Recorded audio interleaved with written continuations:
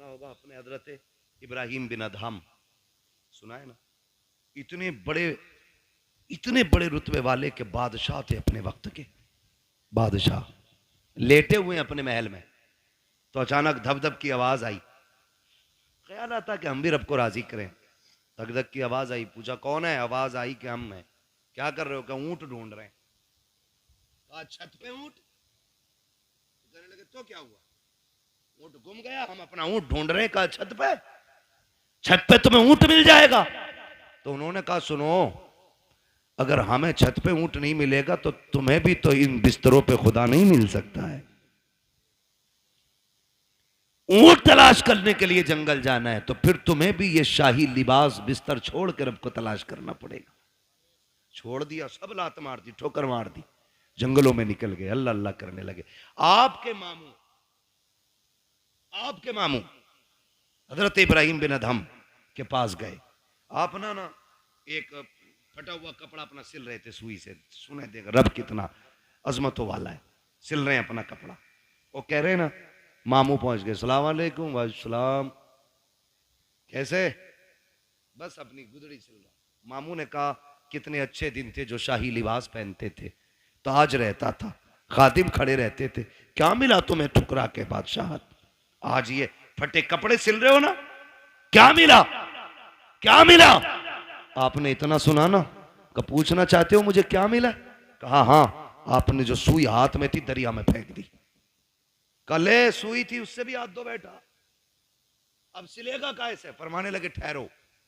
आवाज देते मछलियों जरा सुई लेके आओ।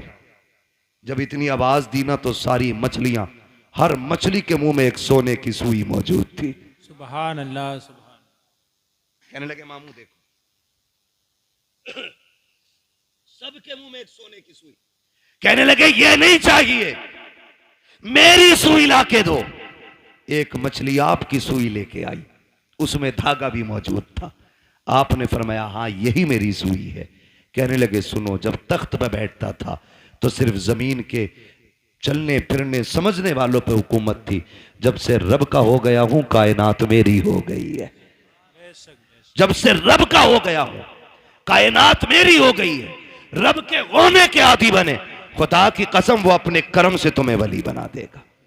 वली कहते हैं किसको? उसी को वली कहते हैं जो अल्लाह का होता है। वो बात याद आ गई। एक ना दीवाना गुजर के जा रहा था, दीवाना गुजर के जा रहा था, बारिश का मौसम। किसी ने देखा मजजूब जा रहा, उसने कहा भाई दूध पी लो। गरम गरम दूध पिलाया, पिया, चल दिए, शुक्र अदा किया, आगे चले। वो खड़ाव पहन रखी थी दीवाने ने, है ना, तो छप छप करके जा रहे थे। एक दीवाना अपनी महबूबा के साथ बैठ के गुलछर्रे उड़ा रहा था। उसके पैर की छींट ना दीवाने के उसकी महबूबा के कपड़ों पे आ गई। उसने कहा पागल दिखता नहीं है? उसने कहा मैडम क्या हुआ? जो उसका महबूब था कहा कि इसने मेरे कपड़ों पे गंदगी डाल दी। तो महबूब था उसका, ओवर एक्टिंग भी की, थोड़ा सा उठा और दीवाने के थप्पड़ मार दिया। दीवाने ने आसमान की तरफ देखा, कहने लगा शुक्र है मालिक तेरा, कभी बैठा के दूध पिलाता है, कभी थप्पड़ लगवाता है, कभी दूध पिलाता है, कभी थप्पड़ लगवाता है। अभी चंद कदम चला था, ये तो गुजर गया। वो उठी अपनी जगह से, चली, गिरी और मर गई। मर गई। किसी ने कहा कि जिसके थप्पड़ मारा ना उसने बद्दुआ की थी। लोग दौड़े, पकड़ के लाए, कहने लगे तूने इसके लिए बद्दुआ की थी? उसने कहा नहीं। कहा फिर ये मर कैसे गई? कहा सीधी सी बात, हिसाब बराबर हुआ है। कहा क्या?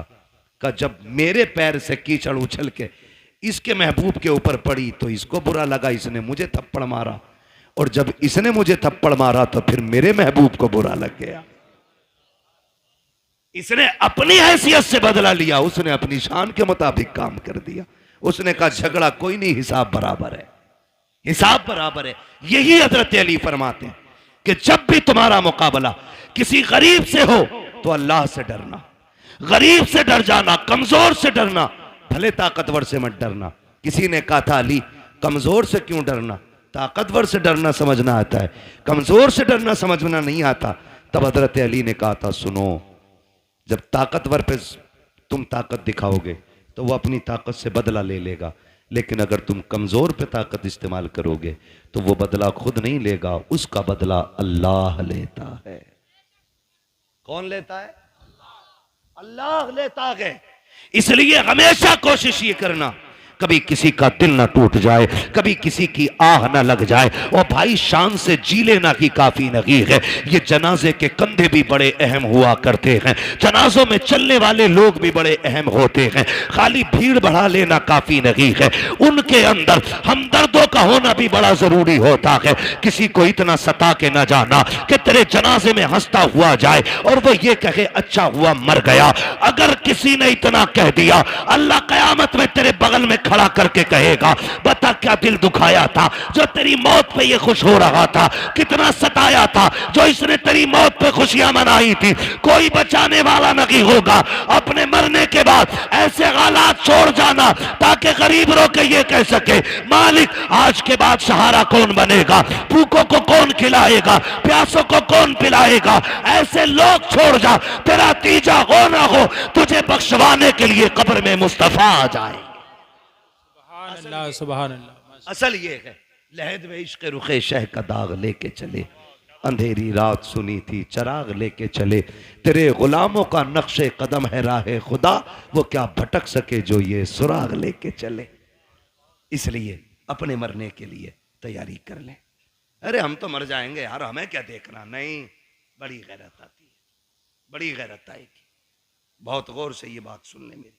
कई बार ऐसा होता है अब्बा की कब्र पे खड़े होकर बेटा कहता भाई मेरे अब्बा ने किसी के पैसे लिए तो बता दो मैं दे दूंगा, मैं दे दूंगा। अब्बा की कब्र पे खड़े होते भाई मैं इस माइक की वजह से अपनी रोटेशन पे नहीं बोल पा रहा हूं, शजरा तो कतई नहीं पढ़ पाऊंगा इस पे। मैं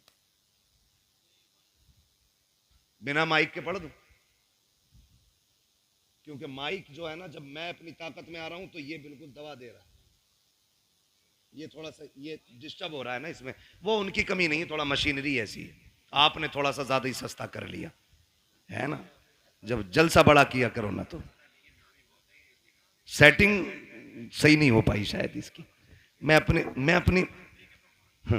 अपनी खुद रोटेशन पे जिस ले में मैं बात बोलता हूं वो बोल ही नहीं पा रहा हूं। थोड़ी देर बोलता हूं आपको ही समझ आना बंद हो जाती है ना, है ना। बस तवज्जो करने थोड़ा सा, जरा बोल दें सुभान अल्लाह। मैंने क्या बात कही अभी आपसे? अपने जनाजे में ऐसे लोग छोड़ के जाना जो तेरे मरने के बाद तेरे ना होने का एहसास करें, तो जिंदगी जिंदगी है। तेरे जाने पे अगर किसी ने जश्न मनाया तो फिर कोई जिंदगी जिंदगी नहीं। कई बार होता अब्बा की कब्र पे खड़े होकर बेटा कहता मेरे अब्बा ने किसी का कुछ लिया हो तो भैया तो मांग लो या माफ कर दो, है ना। बता तेरे अब्बा ने जो एक नाली के ऊपर एक गरीब के थप्पड़ मारा था उसका हिसाब कौन देगा? जो एक गरीबान का गरीब का गिरबान पकड़ के बाप ने धक्का दे के कहा था औकात क्या है तेरी, तो तुम्हें क्या लगता आज बेटे की माफी से बाप माफ हो जाएगा?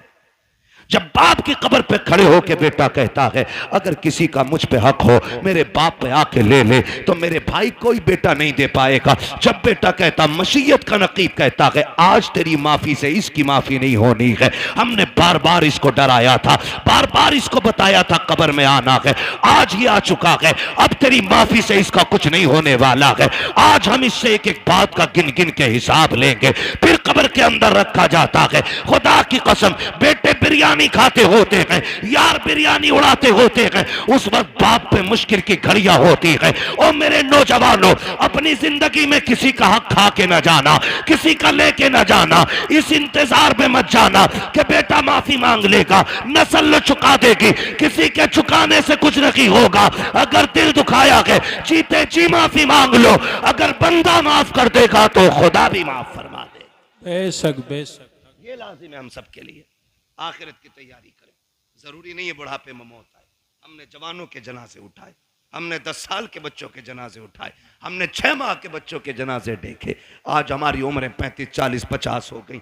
हमने तो कोई इतना बड़ा अलग से सजदा नहीं किया था, जो उसने इतनी लंबी उम्र का तोहफा दे दिया। वो हमें भी तो 6 महीने पे मार सकता था, हमें भी तो 8 साल की उम्र में ख़त्म कर सकता था, हमें माँ के पेट से मुर्दा पैदा कर सकता था। लेकिन एहसान है उसने ज़िंदगी दी है, तो इसका एहसान मानो। इस ज़िंदगी का कर्ज ये है कि लम्हा लम्हा अपने रब को याद करो, सांस सांस मुस्तफा पे दुरूद पढ़ो और ये ऐलान कर दो, तुम्हें जाना तुम्हें माना, न रखा गैर से काम, लिल्लाहिल हम्द में दुनिया से मुसलमान गया। हाँ, ये दुख की बातें, दुख की। बदलो अपने रवैये। ओ भाई, इमाम है, घोड़ा नहीं है, लंगड़ा हो गया तो गोली मार दी। इमाम है ये, कदर करें, कदर करें, इज्जत करें। खुदा की कसम, हम इनकी कदर करें ना करें, रब के फरिश्ते भी इनकी कदर करते हैं। ये कौन है, ये तो मर के पता चलेगा। आज खसाब हूं ना मैं, आज प्रधान हूं, आज टांग पे टांग रख के बैठता हूं, कोई बोल नहीं सकता सामने, मेरे सामने किसी की आवाज ऊंची नहीं होती है। आज के ये लहजे हैं, सारी अकल निकल जाएगी। जिस दिन मलाकुल मौत ने पंजा रख दिया, उस वक्त सारे लहजे नीचे हो जाएंगे, सारी सांसें ठंडी हो जाएंगी। जो रख थिरकती रहती है, इसको हरकत देने वाला कोई नहीं मिलेगा। ओ मेरे भाई, आज जिंदगी दी है रब ने, अपनी जिंदगी का मुहासबा करें, बजाय इसके कि किसी और पे हम तोहमतें लगाएं, इल्जाम लगाएं, जलील ठहराएं। अपने आप के बारे में सोचो, और जब कभी गुनाह याद आ जाया करे, रात को मस्जिद का दरवाजा खुला है, जाके मुसल्ला बिछा दो, रो के रब को आवाज दो। वो तो इतना करीम है, तुम एक बार रहमान कहते हो, वो 70 बार तुम्हें या अब्दी कह के आवाज देता है। नारे तकबीर, नारे रिसालत, फैज़ाने बुजुर्गाने दीन, अल्लामा मुफ्ती हम्माद रजा साहिब किबला, सुभान अल्लाह, सुभान। इसका इको हल्का कर दें भाई, और आवाज बढ़ा दें, बात समझ में आनी चाहिए।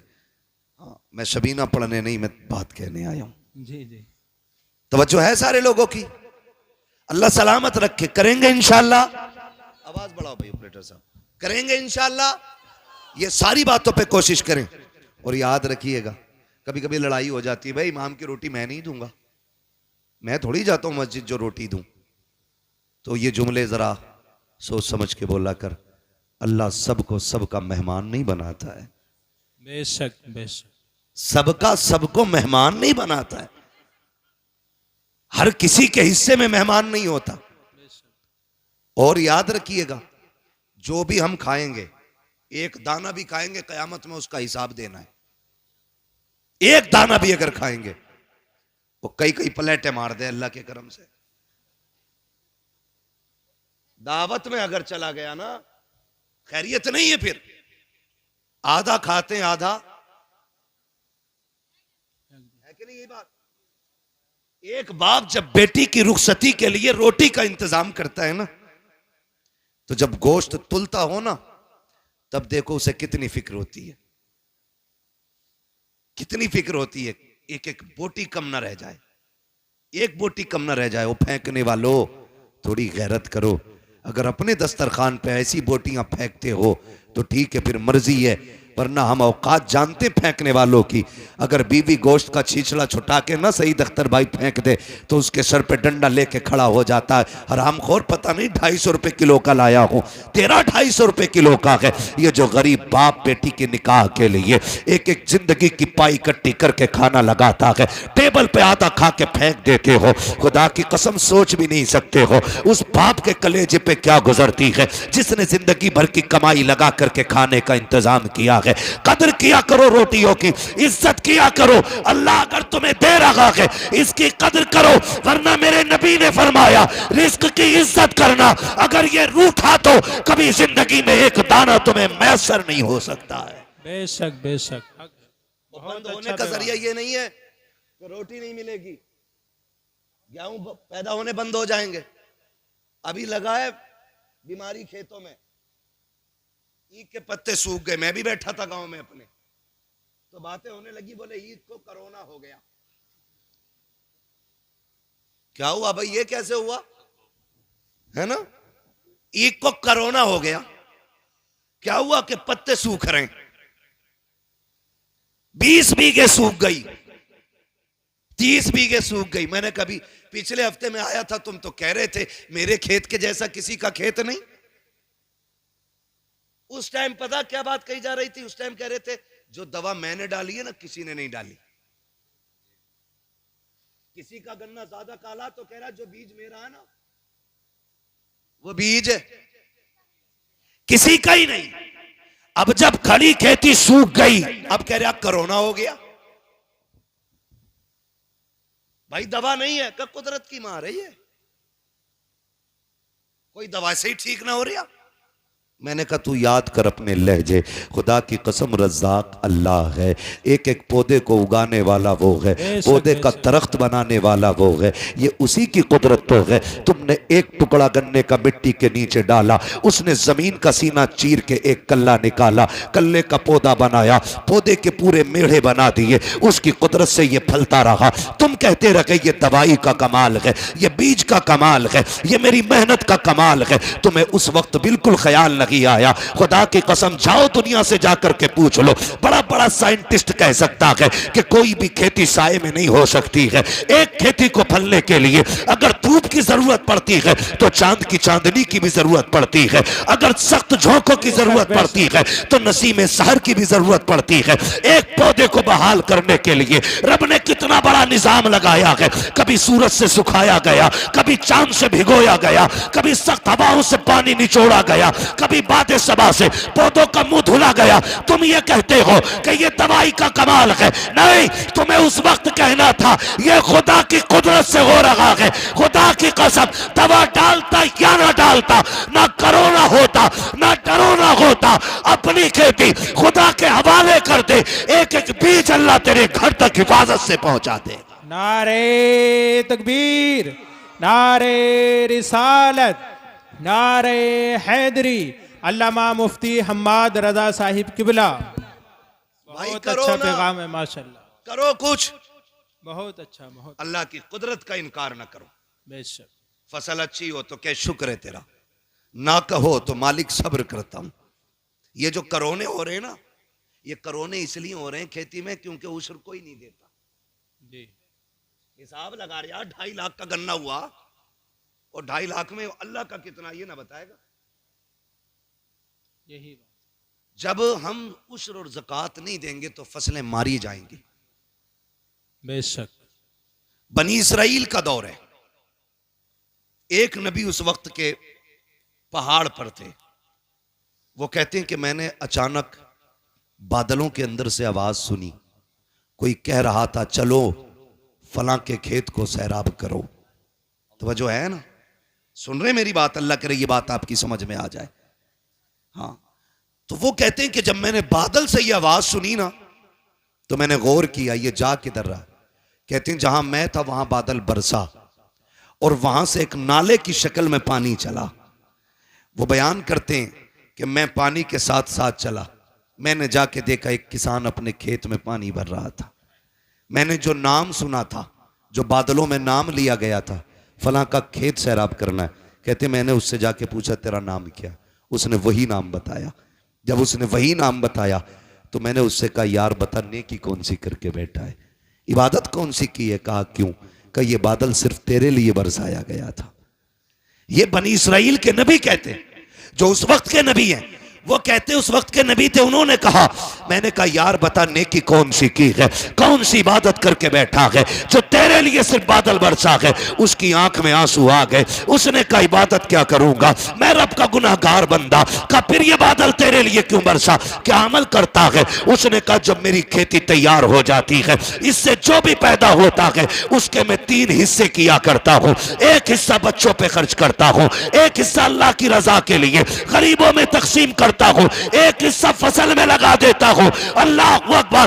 आवाज आई जो हमारे लिए गरीबों पे खर्च करता है उसकी फसलें मारी नहीं जाती हैं, अल्लाह उसके नसीब का पत्थरों से पैदा फरमा देता है। सुभान अल्लाह, सुभान अल्लाह, माशाअल्लाह। लेकिन हम अगर पड़ा हुआ मिल जाए ना तो माले गनीमत, रातों रात बटियां की बटियां साफ। ओ भाई जिंदगी जाब्ते के साथ गुजारे, जाब्ते के साथ गुजारे।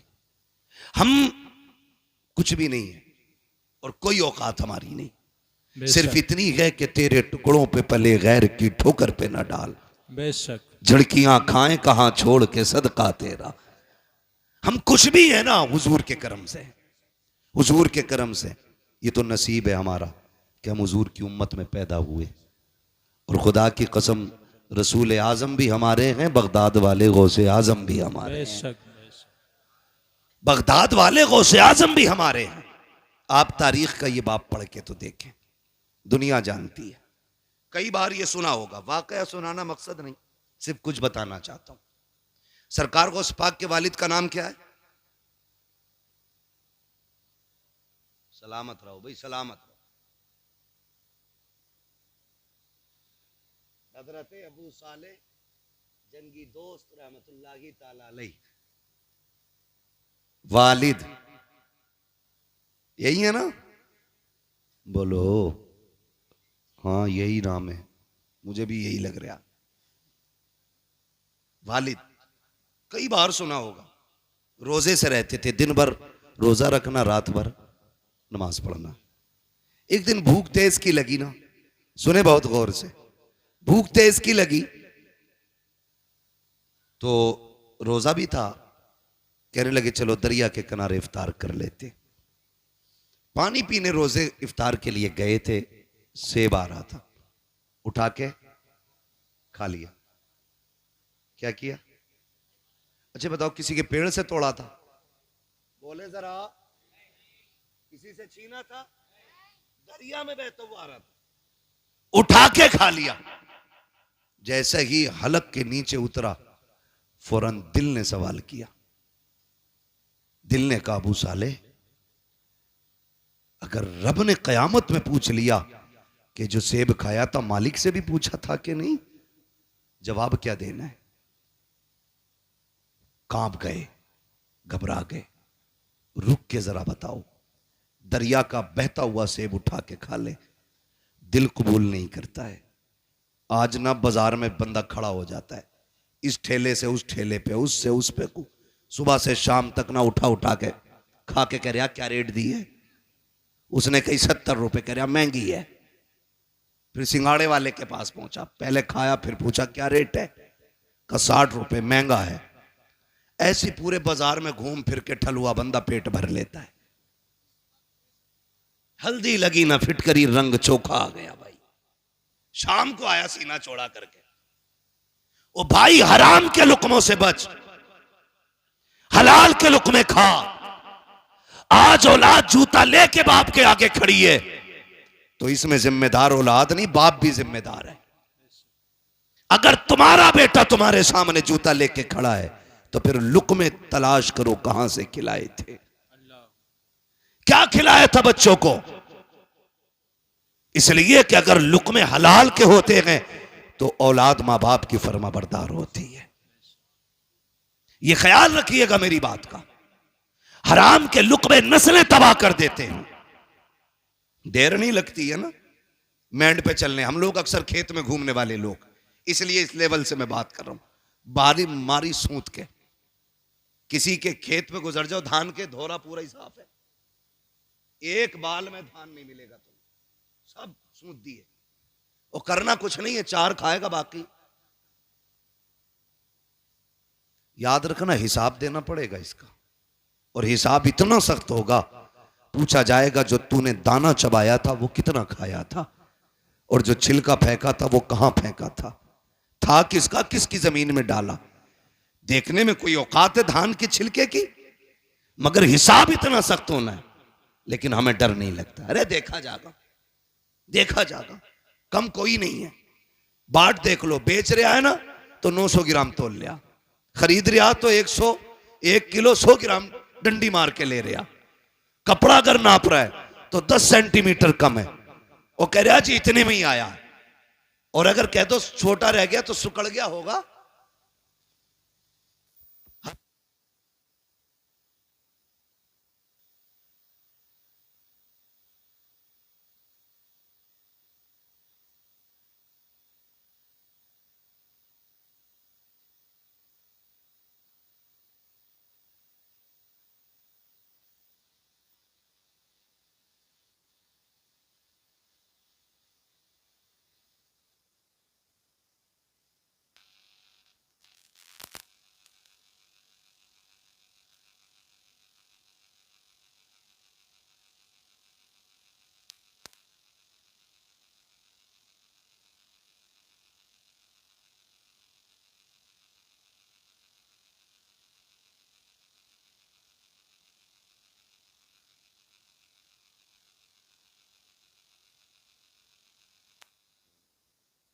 से करने लगा हूं।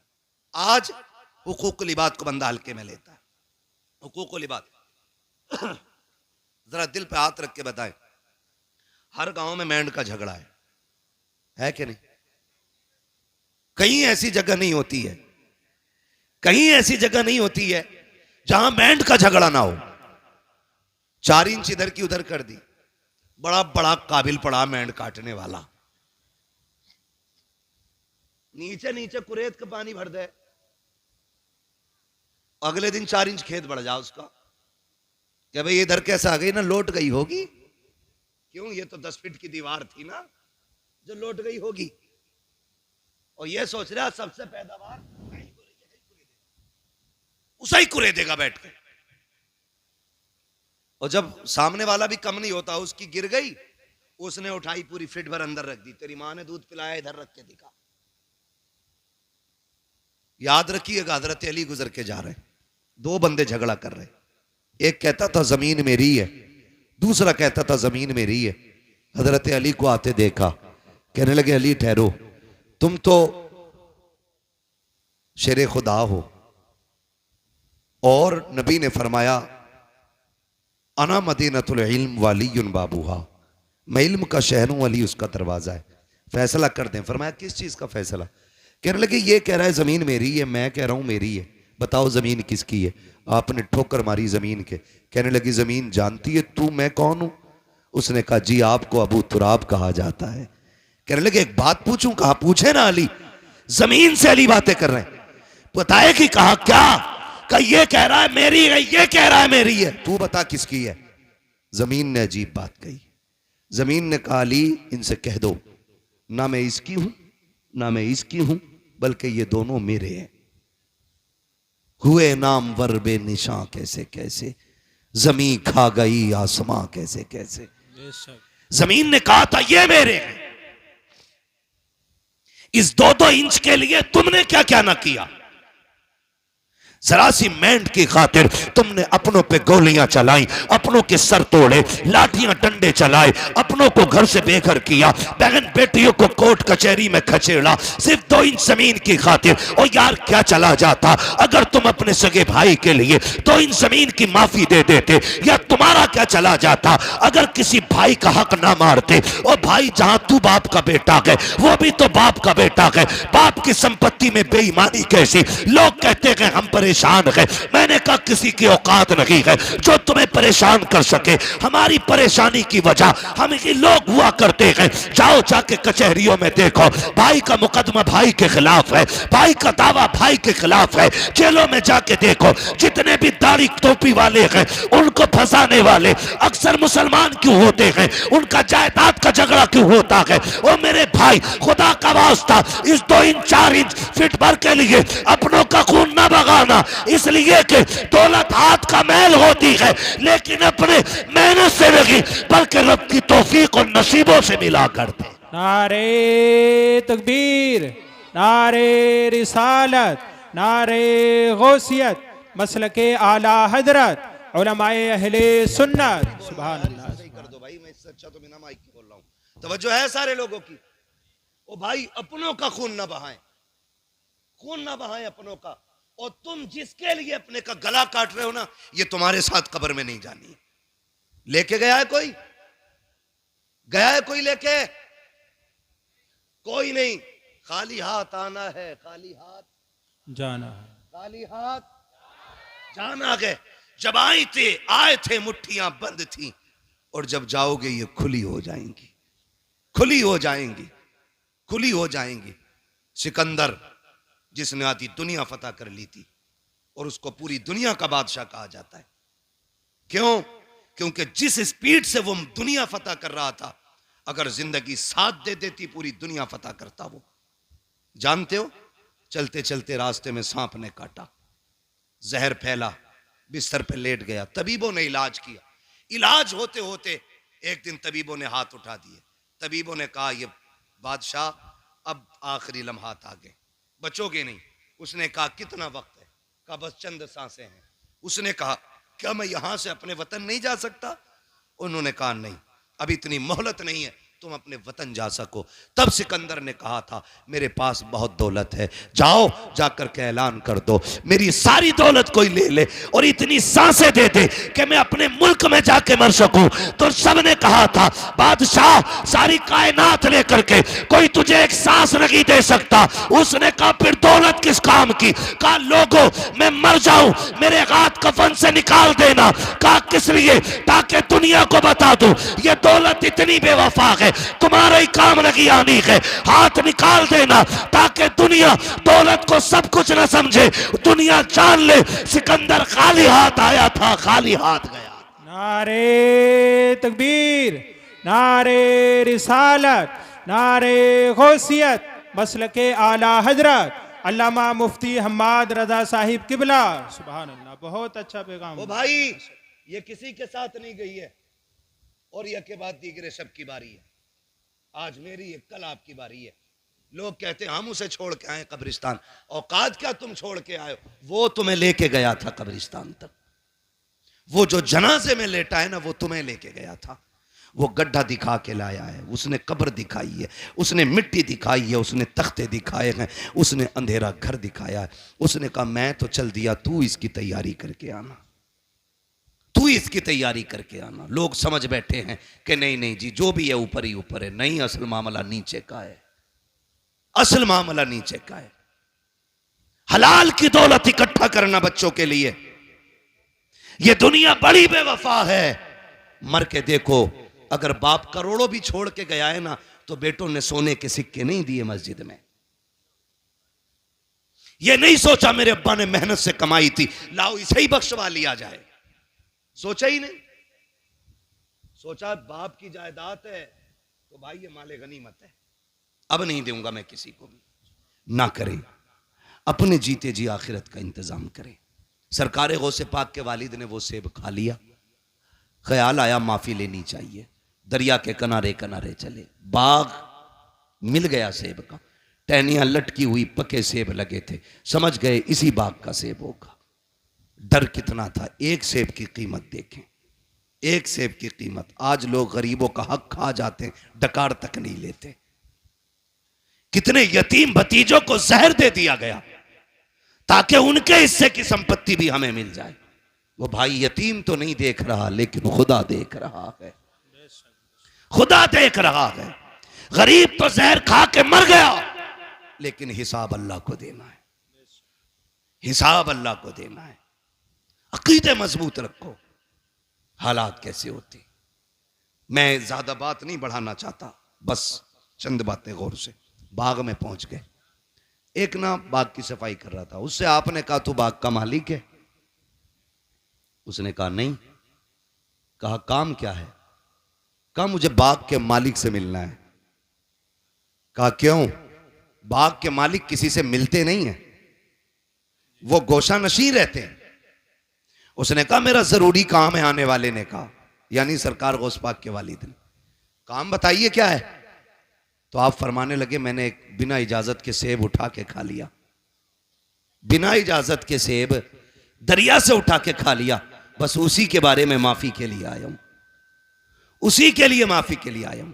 आज बंदा थप्पड़ मार के कहता तुझसे जो हो कर लेना, थप्पड़ मार के जो हो कर लेना, देख लूंगा मैं तुझे। नहीं, डरें अल्लाह के अजाब से। आप कहने लगे मुझे माफी चाहिए। खादिम गया, आप ना एक झोंपड़ी में इबादत में मसरूफ थे, जाके पूछा हुजूर इजाजत दें तो एक परदेसी है, नौजवान है, आपसे मिलना चाहता है। अब्दुल्ला सुमई सरकार गौसे पाक के नाना कहते हैं बात क्या है? कहा बात यह है कि उसने कहा है कि वो कोई सेब उठा के उसने खा लिया था, उसकी माफी के लिए आया है।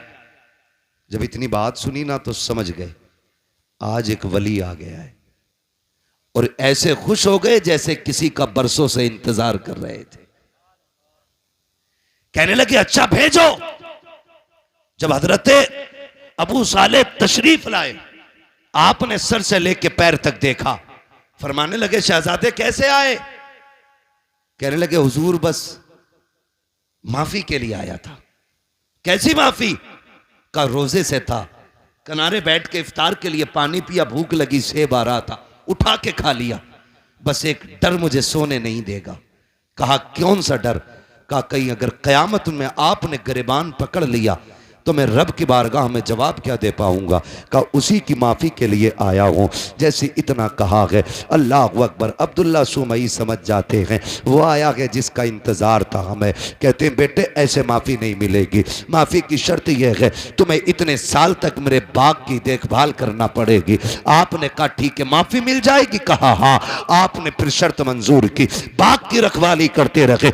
एक मुद्दत मुकर्ररा तक आपने बाग की रखवाली की है। जब मुद्दत पूरी हो जाती है फिर उठ के जाते हैं, बाबा अब तो माफी दे दीजिए। कहा अभी मुद्दत पूरी हो गई है। आप कहते हैं मुद्दत पूरी हो गई? कहा हाँ। माफी चाहिए? कहा हाँ। कहा इतने दिन और आपको काम करना पड़ेगा। फिर आपने शर्त मानी है। जब ये भी मुद्दत पूरी हो जाती है फिर जाते हैं, कहा बाबा अब तो माफी दे दो। कहा बस एक शर्त रह गई है, अगर ये मान लोगे तो मैं तुम्हें माफी दे दूंगा। कहा कौन सी शर्त है? कि तुम्हें मेरी बेटी से निकाह करना पड़ेगा, निकाह करना पड़ेगा। इतना सुना आंख में आंसू आ गए।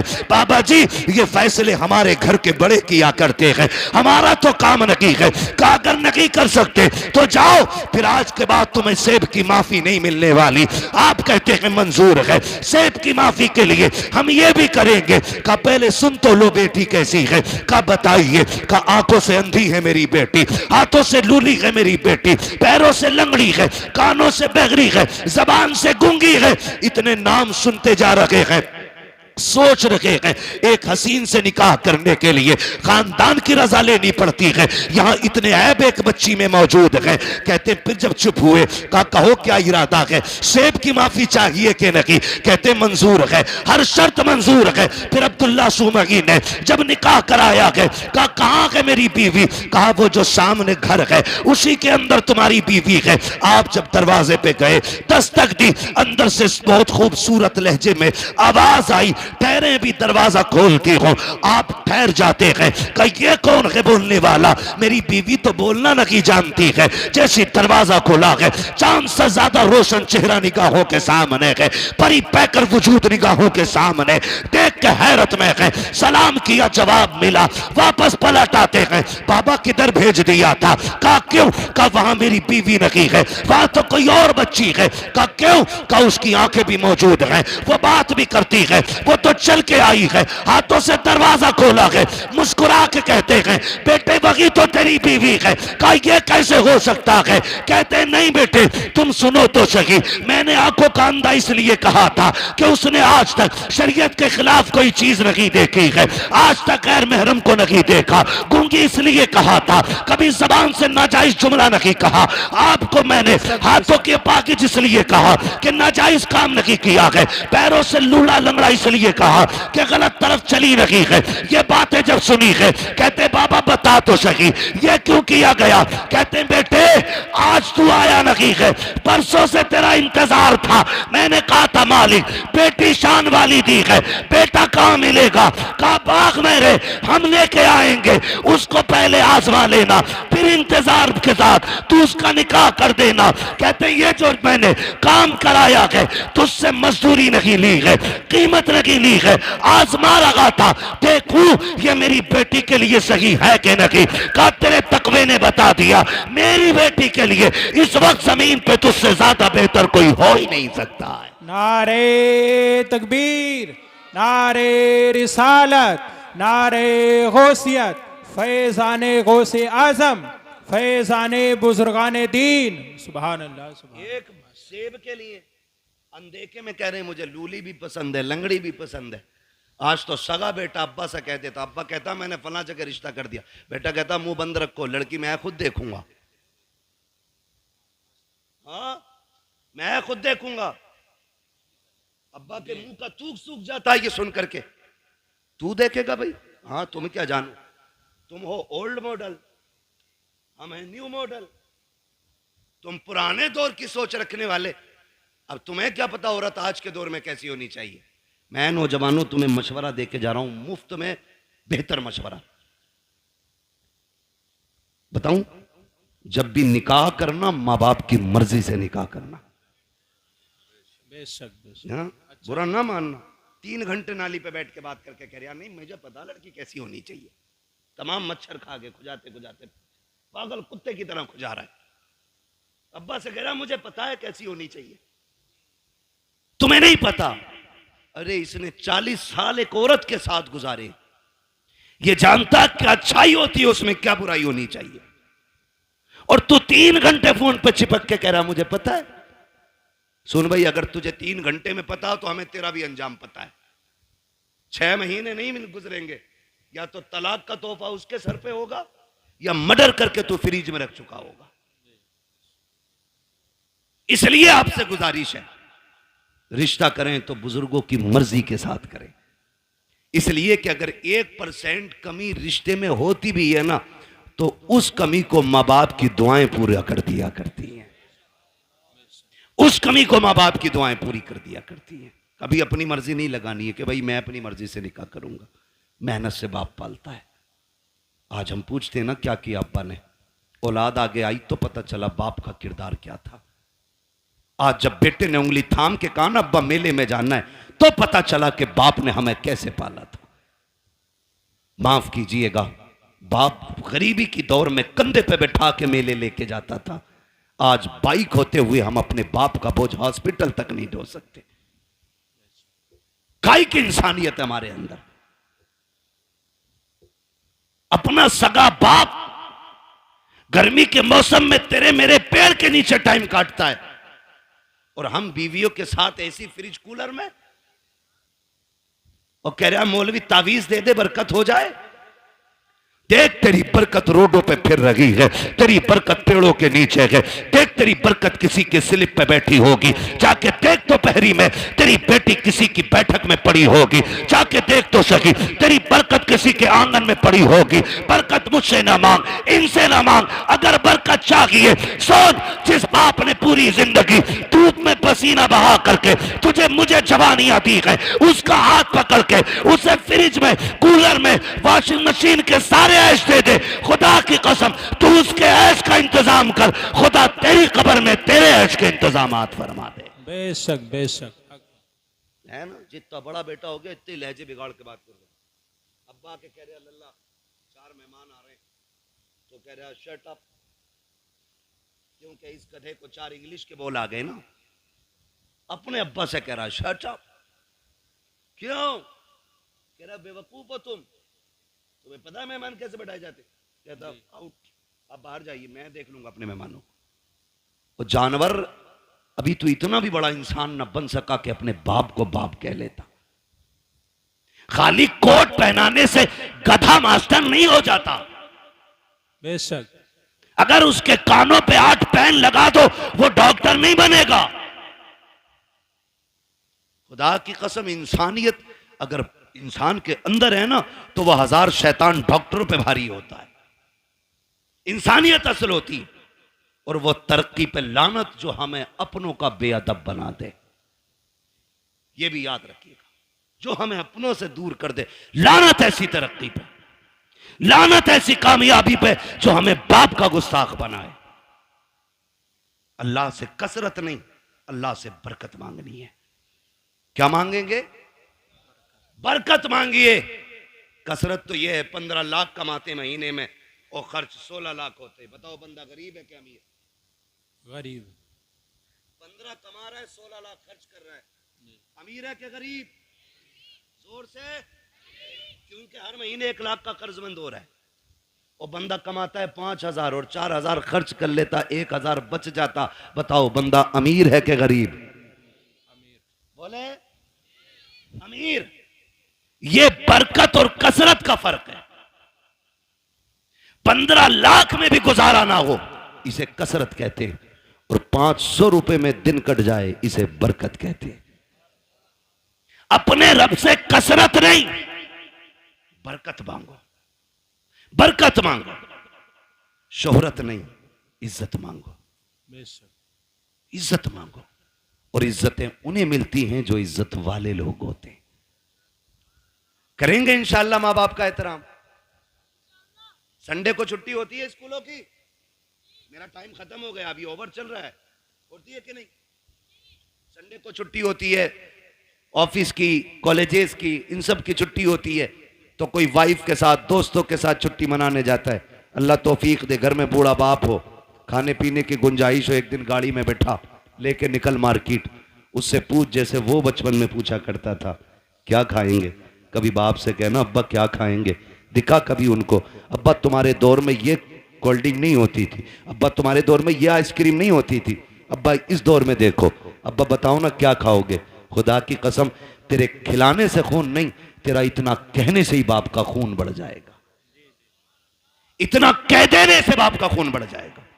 खाली कहो अब्बा खाना क्या है। रोज कहते हो ना बेटे बता क्या पकेगा, रोज पूछते हैं हम, बीवी कहती है ना क्या बनना है, पूछ ले बच्चों से।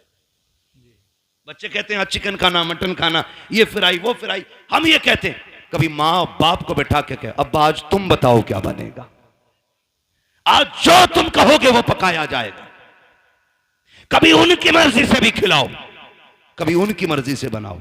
और बीवी से कहते सुन, बहुत सुनी है, हर जगह अपनी चलाई हमने, लेकिन आज के बाद हमारे मां बाप की चलनी है, इनकी मर्जी से पकेगा, जो ये कहेंगे वो खिलाया जाएगा।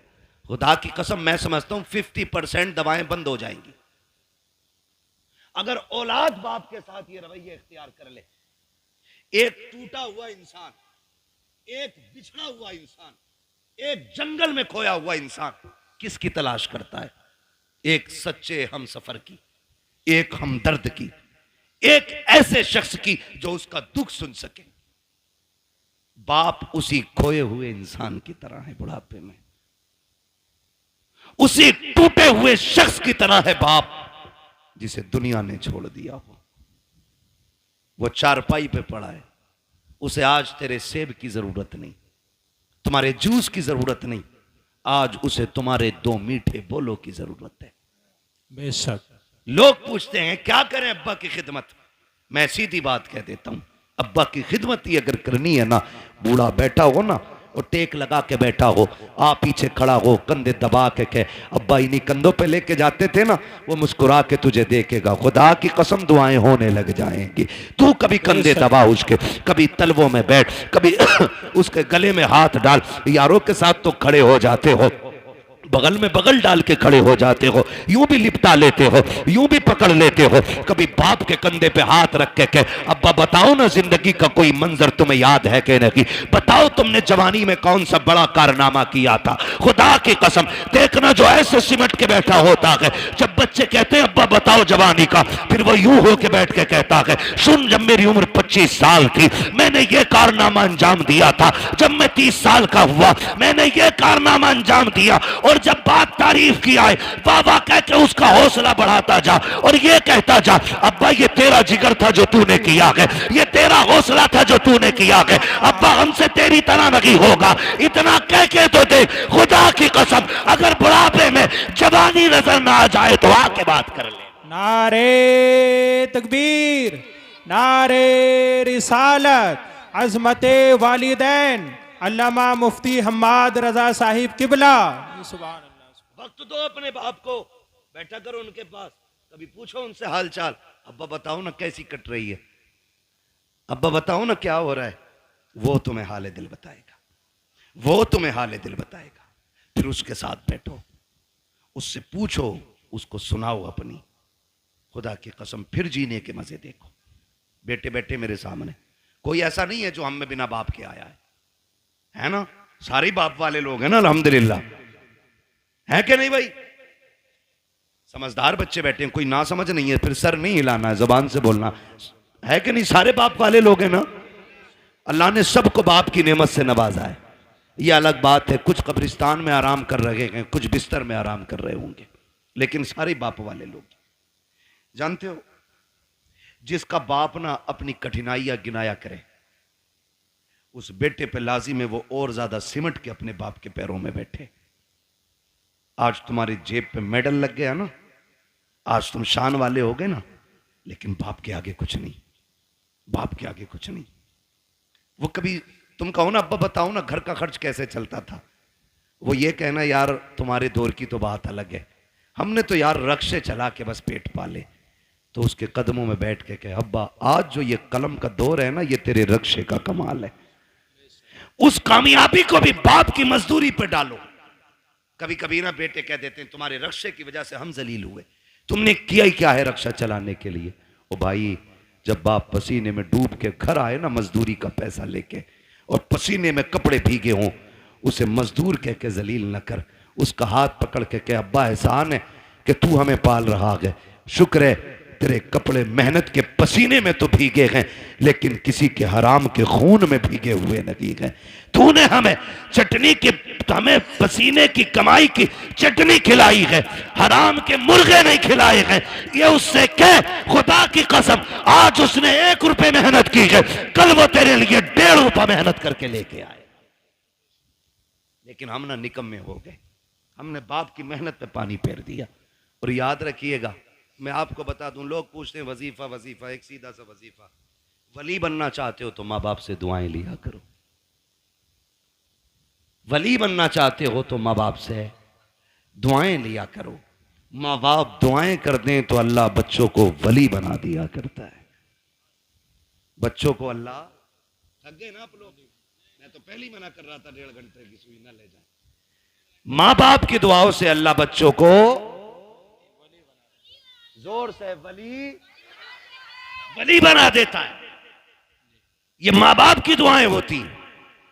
जो हम 10 साल के सजदों से नहीं पाते ना, वो माँ के 2 आंसू दे देते, 2 आंसू दे देते। फर्क है, लेने वाला होना चाहिए, लेने वाला होना चाहिए। इनके कदमों में बैठो, इनकी जूतियां उठाओ। हम कितने भी बड़े हो जाएं, माँ बाप से बड़े नहीं हो सकते। सरकारे बगदाद पढ़ें आप तारीख, जाने लगे, माँ ने क्या कहा, बेटे अब्दुल कादिर जा रहे हो? जी अम्मी। का जरा हाथ में हाथ तो दो। का लो, हाथ में हाथ दिया। कहने लगी बेटे वादा करके जा, कभी झूठ नहीं बोलेगा। खुदा की कसम, ये माँ की जबान थी, झूठ नहीं बोलेगा। माँ वादा करता हूं, ना आज तक बोला है ना आज के बाद कभी झूठ बोलूंगा। ये वादा आज इसलिए लिया गया, अब तक तो माँ के सामने थे, अब माँ की नजरों से ओझल हो रहे थे। माँ वादा ले रही है। एक झूठ कितनी बुराई के दरवाजे खोलता है। ये सरकार गौस पाक की अम्मी का वादा बता रहा है कि सबसे बड़ा वादा लिया, अब्दुल कादिर झूठ ना बोलना। ये वादा लेके चले, चोरों ने पकड़ा, लूटा सबको, आपके पास भी आया, छानबीन की, नहीं मिला, चला गया। बादशाह ने पूछा जो डाकू का सरदार था, सब कुछ ले आए? कहा हाँ। कहा कोई बचा तो नहीं? एक ने कहा एक बच्चा बचा है, हमने तलाश किया तो कुछ नहीं है, लेकिन वो बता रहा उस पर 40 सिक्के सोने के, हमने सारे ही छान लिए। उसने कहा बुला के लाओ। सरकार गौस पाक तशरीफ लाए। डाकुओं के सरदार ने कहा बेटे क्या है तुम्हारे पास? कहा सोने के सिक्के। कहा कितने? कहा 40। कहा किधर? कहा मेरी मां ने मेरी सदरी में सिल दिए थे, सदरी का बंद तोड़ा गया, सिक्के खन खन गिरे। डाकुओं का सरदार क्या कहता है? बेटे झूठ बोल के बचा सकते थे। मेरे गौसे पाक क्या कहते? मैं घर से चला था तो मेरी मां ने वादा लिया था कि झूठ नहीं बोलना है। अगर मैं झूठ बोल देता पैसे बच जाते, लेकिन मां से किया हुआ वादा तो टूट जाता ना। गौस पाक फरमाते हैं कि ऐसे 40,000 सिक्के कुर्बान, लेकिन मां से किया हुआ वादा नहीं तोड़ा जाएगा। अल्लाह, मां से किया हुआ वादा नहीं तोड़ा जाएगा। जैसे इतनी बात कही है, डाकुओं के सरदार ने तोड़ के कहा था शहजादे बता तो सही किस खानदान से ताल्लुक रखता है? फरमाते मैं मुस्तफा के खानदान से ताल्लुक रखता हूं, मैं हसनी हुसैनी सैयद हूं। जैसे इतना कहा है, उसने कदम पकड़े, कहने लगे शहजादे माफी चाहते हैं, दुख दिया, हमें तौबा करा दीजिए। कहा क्यों? कहा हम ये सोच रहे हैं तुम्हें मां का वादा याद है, हम गुनाहगारों को खुदा का वादा याद नहीं रहा। अल्लाह अल्लाह अल्लाह अकबर। सरकारों से पाक ने तौबा कराई डाकुओं के सरदार को। तो जो पीछे वाले लोग थे ना मुक्तदी उसके, कहते हैं जब पीर साहब जन्नत में जाएंगे तो फिर हम भी तो जाएंगे। उस्ताद के साथ वो भी तौबा करके गौस पाक के हाथ पे फिर ताइब हो गए। फरमाया गया जितने लोगों को बगदाद वाले ने तौबा कराई थी, अल्लाह ने सबको वली बना दिया था। सुभान अल्लाह, सबको वली बना दिया था। ये शान सरकार गौसे पाक की है। तो मेरे भाई, मां मां होती है, चाहे वो गौसे पाक की मां क्यों ना हो। मां तो मां है, चाहे मेरे नबी की मां क्यों ना हो।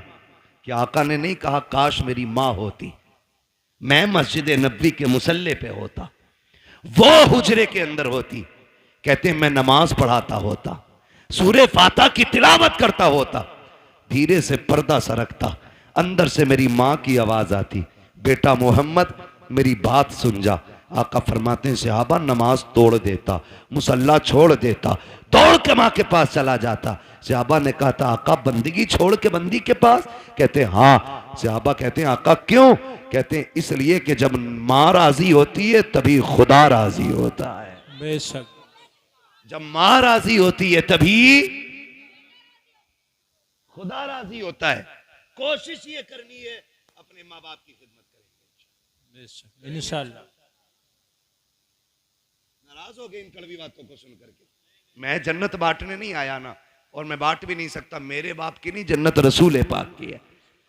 हर उस शख्स को जन्नत मिलेगी जिसे मुस्तफा चाहेंगे, और मुस्तफा उसे चाहेंगे जो मुस्तफा को चाहेगा। हाँ, इसलिए मेरी गुजारिश आपसे है रवैये दुरुस्त करें, अपने लहजे अच्छे करें, हराम के लुकमों से बचें, हलाल की तरफ बढ़ें। कोशिश ये करें कि हम जब तक जिंदा रहेंगे अपनी जरूरतें अपने रब की बारगाह में पेश करेंगे।